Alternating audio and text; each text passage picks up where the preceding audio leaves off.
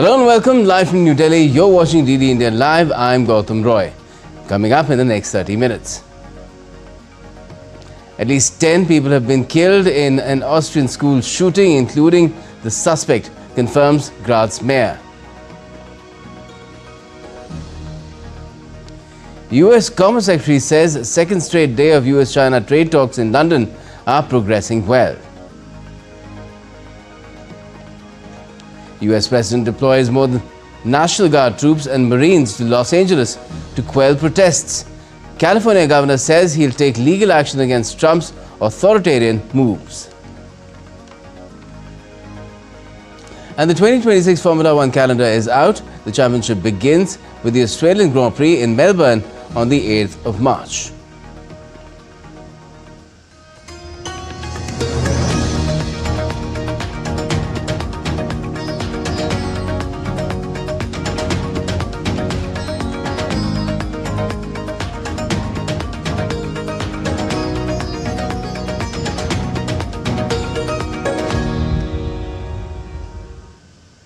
Well, we've got some grim news to start with. In a devastating act of violence, at least 10 people have been killed and a number of others injured in the southern Austrian city of Graz on Tuesday.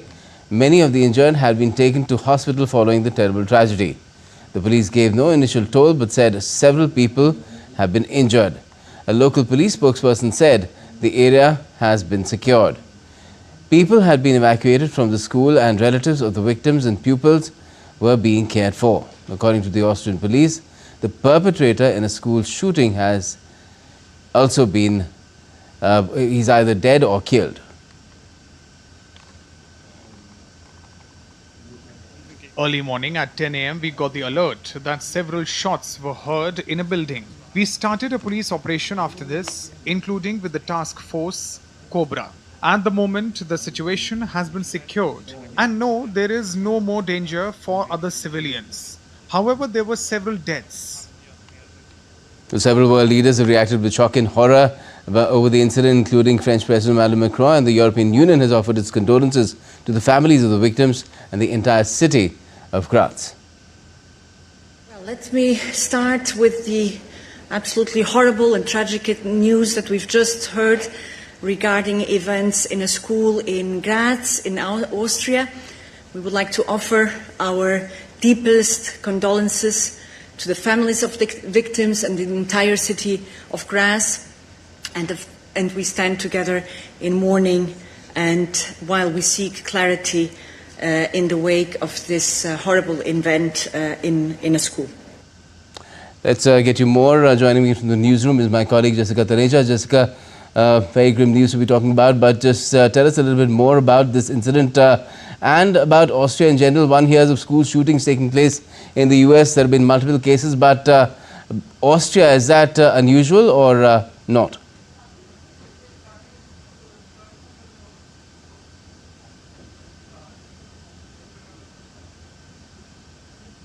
Apologies, Gautam, I don't think I was able to hear you. Just wanted to ask you, how unusual is it for such an incident to be taking place in Austria and mainland Europe? One keeps hearing about such incidents in the US in general. But if I could gather it with the faint voice there, Gautam, I believe you were asking me that these incidents are not quite usual in Europe, but rather in America. Well, given the fact that yes, that it seems to be the case, and in fact, if the last shootout that was witnessed in Austria was in the year 2020, 4 people were killed back then as well, but nothing to the extent that would lead to a newsroom, a classroom. And what we're giving to understand at this point from various local media reports, as I can gather from Austria, and one of their biggest newspapers is also reporting that the student was a former student. The suspect, pardon me, was a former 22-year-old student, and he had entered and fired shots at 2 classrooms. And if reports are to be believed, while some are still being ascertained at this point, He is believed to have fired in 2 classrooms there, along with then the reports that come in to say that he was found in one of the toilets in the school, and the evacuation, of course, then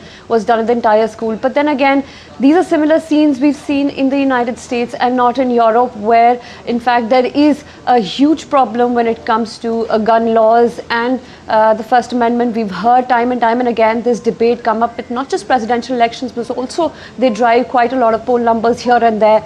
But that remains largely to be addressed because of the gun lobby that operates with such impunity in the United States of America. But in Europe, this is still the first and perhaps one that is now being called a national tragedy by Austria itself and their chancellor. You heard him a while back, Gautam. Yes, highly tragic, Jessica. Thank you so much for joining us. Although we have seen several incidents of vehicles being used to ram people as well in public events and in crowded places, and that is something that is proving to be a huge challenge to all security and intelligence forces anywhere and everywhere in the world. Thanks. Now, the Kremlin has said on Tuesday that Russia remains ready to return the bodies of Ukrainian soldiers killed in the ongoing conflict and is currently in talks with Kyiv regarding the exchange. According to Russia, some bodies are still awaiting handover in refrigerated trucks near an agreed exchange point, a situation they claim has persisted since Saturday due to Ukraine's alleged delay in collection. The Kremlin also noted that it does not yet have information on the exact number of Russian soldiers' bodies Ukraine is prepared to hand over. There is no final understanding. We are in touch and we compare the numbers. As soon as there is any final understanding, we hope that the exchange takes place. There is one true fact. For several days, we've been ready at the border with the trucks we mentioned to give the bodies to the Ukrainian side. And tensions continue to escalate between Russia and Ukraine with a fresh wave of attacks reported in Kyiv. Russia launched a prolonged drone attack on Ukraine in the early hours of Tuesday. The assault tragically killed one person and caused significant damage across Kyiv, impacting residential and non-residential areas. This overnight bombardment follows Russia's major drone assault on Ukraine, which Moscow described as retaliatory measures for recent Ukrainian incursions into Russian territory. Top US and Chinese economic officials have resumed trade talks in London, aiming to bridge divides on critical export controls and easing global supply chain concerns. The second day of negotiations follows a productive first day on Monday, with both delegations seeking a breakthrough on issues like rare earth materials or minerals. The talks are crucial to preventing further supply chain disruptions and mitigating risks to global economic growth. The US delegation is spearheaded by Treasury Secretary Scott Bessent, Commerce Secretary Howard Lutnick, and Trade Representative Jameson Greer. China is represented by Vice Premier He Lifeng.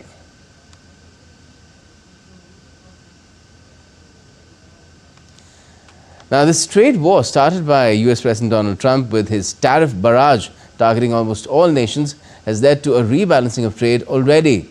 Lars Holter is with Deutsche Welle and is joining me from Berlin.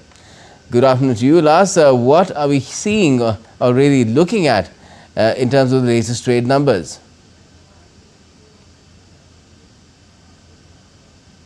Thanks for having me. Well, it's interesting how fast things are changing, especially regarding trade between China and the US. While Trump in the US has obviously levied import fees on all sorts of goods from almost all countries around the globe, he has hit no one harder than China. The US, of course, has a huge trade imbalance with China, and that was at the root of Trump's recent action, including tariffs recently up to 145% against China. Now, nobody at this point knows how the relationship between those two countries will end up looking after current talks. Rare earth exports are playing into this at least as much as trade deficits and tariffs.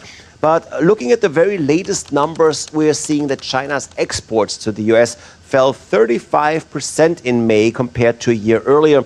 China exported $28.8 billion worth of goods to the US in May compared to $44 billion a year earlier. Imports dropped as well by a much smaller amount, but that's a different story, as that has a lot more to do with economic challenges within China and not so much actually with trade. So back to the trade story, and another interesting figure pops out. China's exports in general actually grew by almost 5%. And Lars, where is that growth coming from, though? Who's really making up for the negative trend with the US?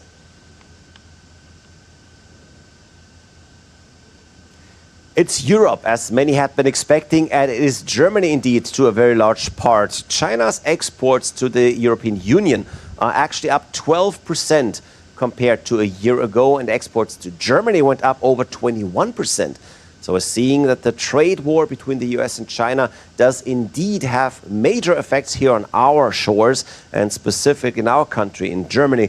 It was in fact what a lot of economists had been fearing. Chinese firms, of course, have all these products that they had already produced. And since most of them can't be sold to the US right now at economically interesting prices, they have to go somewhere else. And with the Chinese domestic demand down, like I just mentioned, there really aren't a lot of customers left. Besides Germany and other EU countries, destinations would be some of the Southeast Asian neighbors. There's especially Thailand, Vietnam, and Indonesia.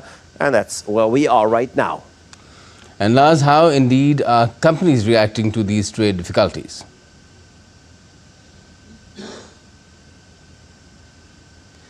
They're mostly struggling. Many see the uptick in Chinese products as a problem, of course, but there's also another interesting story developing. Companies are trying to insulate themselves a bit better against the ups and downs of trade that we have come to get used to over the past few years. And that's not only because of confusing politics in Washington, D.C. Let me tell you what Lidl is doing. That's Germany's largest retailer with 12,000 stores and annual revenues of 175 billion euros. They are massively investing in their own container ship fleet. They've just ordered 5 large tankers with a Chinese shipyard. The job is worth 600 million euros. And they're doing it specifically to be less dependent on the ups and downs of global trade. Now, think about a few years back how COVID disrupted shipping, and then it was the Houthi attacks in the Red Sea. There's regularly delays in shipping, a shortage of containers, and all that trouble is actually what Lidl wants to get out of. And even there's another benefit, and not only can they ensure that they get their Asian imports into stores on time, but they can even service competitors. So that's now a step we have never seen before, how companies are switching gear, like a retailer becoming its own shipping provider, all because the decades-old mechanics of trade are not necessarily reliable anymore. Right, Lars. Clearly a huge challenge still to surmount for the world to just rebalance things out so that there can be all-round progress. Thanks for joining us from Berlin. Now, 2 Chinese aircraft carriers were spotted conducting simultaneous operations in the Pacific for the first time. Japanese Foreign Minister Takeshi Iwaya on Tuesday said Japan's foreign ministry had communicated with Beijing via the Chinese embassy in Tokyo regarding the presence of the Kuznetsov-class carriers Liaoning and Shandong. He stopped short of condemning the operations.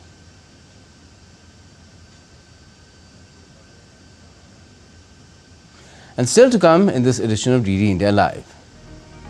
India's global outreach through 7 parliamentary delegations over Operation Sindoor and Pakistan's role wraps up with resounding success.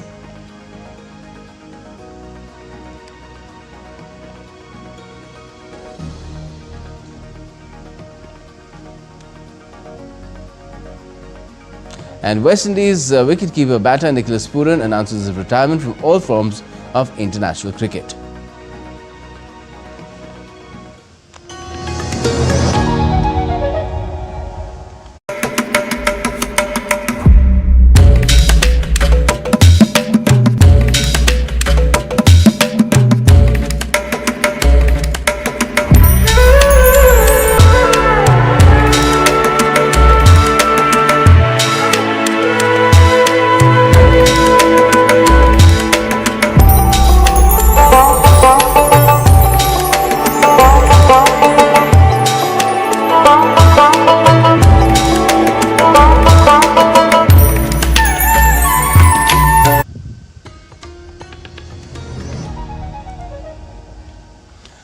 Welcome back. You're watching DD India Live. I'm Gautam Roy.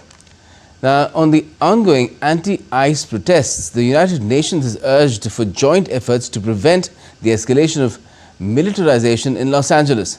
Deputy spokesperson of UN Secretary General Farhan Haq has emphasized the importance of joint efforts of local, state and federal authorities to de-escalate the unrest in LA. We certainly hope that all parties on the ground will de-escalate the situation. We do not want to see any further militarization of this situation, and we encourage the parties at the local, state, and federal levels to work to do that. In another incident, Australia's 9 News US reporter Lauren Tomasi was hit by a rubber bullet in LA on Sunday during protests against US President Donald Trump's immigration policies. Australian Prime Minister Anthony Albanese on Tuesday said that images of Australian journalists injured during the protests were horrific. He added that his government had contacted the US over the incident. Well, I spoke with Lauren this morning, and she's going okay. She's pretty resilient, I've got to say, but that footage was horrific. That was the footage of an Australian journalist doing what journalists do at their very best, which is to go into an environment that's not comfortable, but where in LA it is not unreasonable to think that she would not have been targeted with a rubber bullet. It is not unreasonable to think that she could go about her coverage clearly, as people can see the footage, clearly identified as media. And so we have already raised these issues with the US administration. We don't find it acceptable that it occurred, and we think the role of the media is particularly important. And earlier on Monday, US President Donald Trump has sent additional 2,000 National Guard troops after he ordered active duty 700 Marines into LA. Trump vowed those protesting immigration arrests would be hit harder than ever. Now, the relationship between US President Trump and California Governor Gavin Newsom has reached a breaking point. Trump said he supported Newsom's arrest, a threat Newsom slammed as authoritarian. Now, this came after Newsom slammed the move of activating the National Guard as deranged. Democrats have labeled it an unnecessary provocation. At least 56 people were arrested over 2 days and 5 officers suffered minor injuries in LA, while about 60 people were arrested in the protests also that took place in San Francisco. Now, India's External Affairs Minister Dr. S. Jaishankar has held talks with his Belgian counterpart Maxime Prevot on combating terrorism and bolstering bilateral ties between the two nations. Dr. Jaishankar also held wide-ranging discussions on deepening the cooperation between these two nations, including in trade, investment, technology and defense, as well as security, pharmaceuticals, clean energy and mobility. Belgium is the first stop in Dr. Jaishankar's week-long visit to Europe. During his week-long visit there, Jaishankar will also hold talks with leaders of the European Union and France to boost bilateral ties and reaffirm India's policy of zero tolerance against terrorism. And Dr. Jaishankar has also interacted with the members of the Indian community in Belgium and Luxembourg. He discussed with them the steady progress of India-Belgium ties and engagements with the EU. Dr. Jaishankar apprised them of Indian efforts at countering terrorism and ensuring progress and prosperity of India. A lot of things are happening in the world, particularly in respect of Europe itself. There is a much sharper interest in Europe to build ties, stronger ties with India. I think part of it is the direction in which the world is going. There is an increasing sense that, look, all countries, I mean, in a way, you know, what we used to speak about Atmanirbhar Bharat. I think there is also Atmanirbhar Europe now in the making. They realize that, look, many of the problems of Europe have to be addressed by Europe itself, that they have to stand more on their own feet, and therefore they also need more friends. They need stronger relationships with other countries, and I think that's very much kind of a thinking which is driving the process. Now, India's Minister of Commerce and Industry Piyush Goyal is in Switzerland. He co-chaired a productive business roundtable on machinery, electrical and metal industry with Swiss Federal Councillor Guy Parmelin. The leaders discussed about boosting innovation, facilitating partnerships and joint workforce training. They also focused on unlocking new investment opportunities post-operationalization of the India-EFTA TEPA. An MOU was signed between ASSOCHAM and SwissMem to strengthen industrial collaboration, foster innovation, growth and skill development. While addressing the media, the minister said that the free trade agreement with EFTA countries will strengthen trade relations and foster economic cooperation. जो free trade agreement Switzerland के साथ हुआ है और ये एफ्टा countries के साथ हुआ है, उसमें से आगे चलकर हम आपसी संबंध और सुधारने के लिए म्यूचुअल रिकग्निशन एग्रीमेंट के माध्यम से भारत की कंपनियों को जब स्विट्जरलैंड में या नॉर्वे, लिechtenstein या आइसलैंड में कुछ सामान बेचना हो तो भारत में ही उसकी रेगुलेटरी अप्रूवल्स हो जाए, और स्विस कंपनीज को अगर कुछ भारत में देना हो तो स्विट्जरलैंड में ही उनका रेगुलेटरी अप्रूवल हो जाए। ऐसा एक दो तरफा द्विपक्षीय समझौता जिससे दोनों देशों के बीच में व्यापार भी बढ़े, अलग अलग नई टेक्नोलॉजीज भारत में आ सके। And the Indian delegation led by Congress leader Shashi Tharoor returned from the trip to the US in Delhi on Tuesday. India had sent a multi-party delegation, 7 of them to different countries, on a diplomatic mission to express India's viewpoint on Operation Sindoor. Now, speaking to the media at the international airport in Delhi, Shashi Tharoor explained how this mission was quite successful against Pakistan.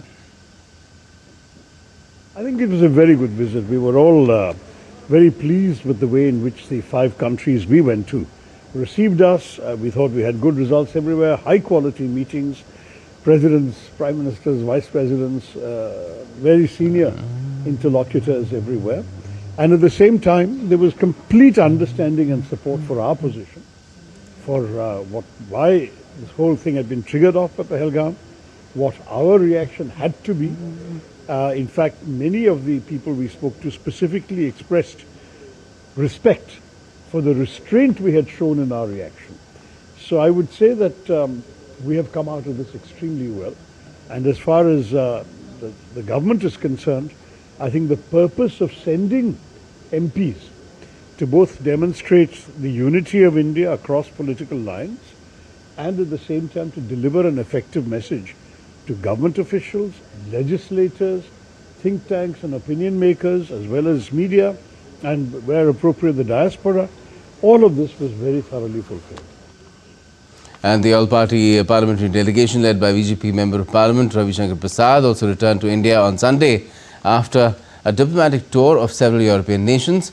The delegation arrived at the airport in the national capital following a multi-nation visit aimed at strengthening India's ties with European partners. We have fought 4 conventional wars, 48, 65, 71 and Kargil War in 99.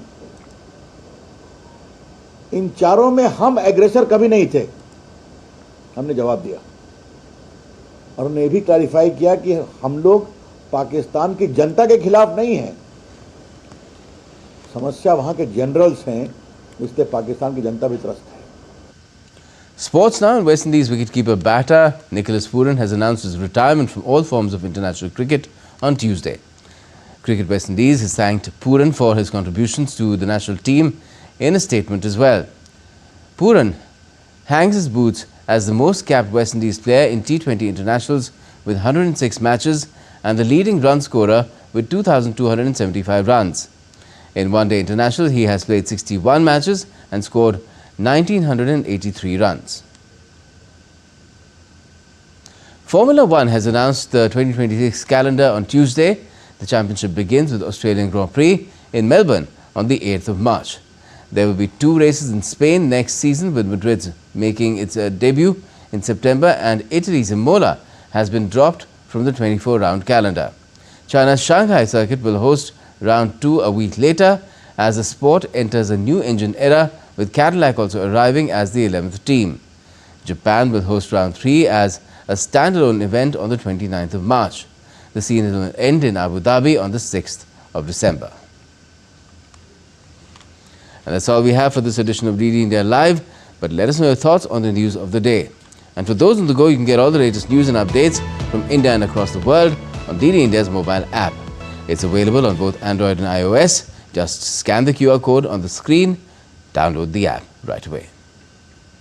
And we'll be back with more news as it breaks here on DD India. I'm Gautam Roy, and from all of us here in Delhi, thanks for watching DD India Live.